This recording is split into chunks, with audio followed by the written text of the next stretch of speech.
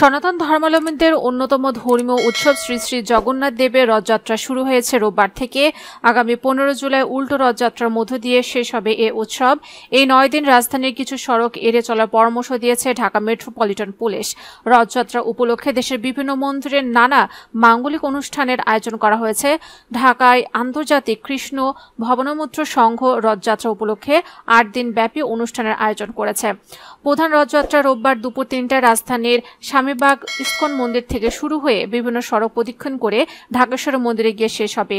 উল্টো রথযাত্রা আগামী 15 জুলাই দুপুরে 3টায় ঢাকেশ্বরী মন্দির থেকে শুরু হয়ে বিভিন্ন সড়ক প্রদক্ষিণ করে স্বামীবাগ ইস্কন মন্দিরে গিয়ে শেষ হবে।